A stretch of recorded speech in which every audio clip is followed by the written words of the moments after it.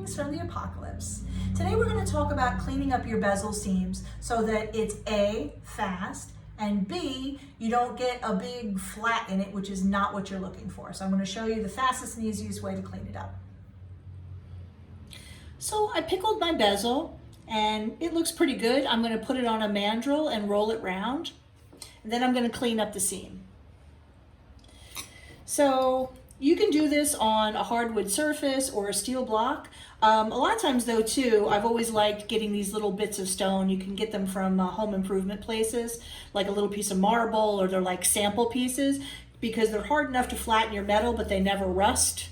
So rust being kind of a pain in the ass sometimes, I like having a few of these around.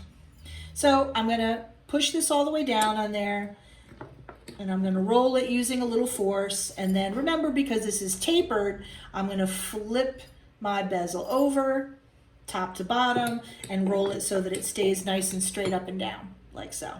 Okay, now I have it perfect and round and ready to clean up the seam. Now, you don't want to do a whole lot of crazy filing or anything. So normally what I do, you can use either a needle file or one of these wider files. Usually I like it if my file can hit the whole surface at once because it's more efficient that way. So I'll go for my bigger one. So I'm going to hold my seam up. Once I find my seam, that's a good sign that it's hard to find. It's right there. When you want to clean up a seam in a bezel or something, what you don't want to do is make a flat there. That's not what you're looking to do. You're looking to just get rid of any little exterior mark that can show you where your bezel originally was. So what I'm going to do is I'm going to rest my arm, my left side, nice and comfortably on the table or on top of my stone. And then I'm going to take my file and I'm going to follow the curve. Okay? If you go straight across, you're just going to make a flat. That's not what you want.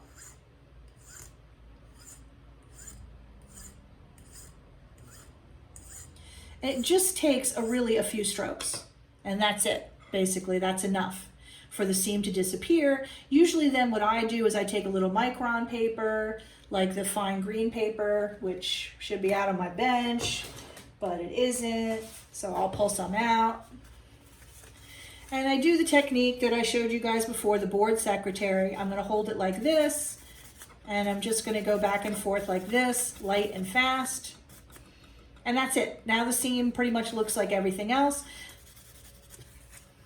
And you may ask, like, why bother cleaning up the seam now? Why not clean it up later?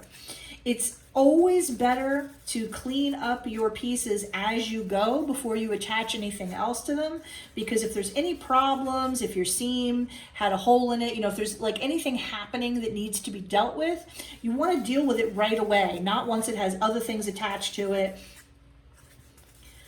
Because that can make it a lot harder to get in there and clean it up. It's just, you know, basically pushing your troubles down the road is never helpful. So that's all it took, you know, which is just like a few seconds. Now the whole thing has a nice sort of satiny finish and it's clean. You can't see where the seam is.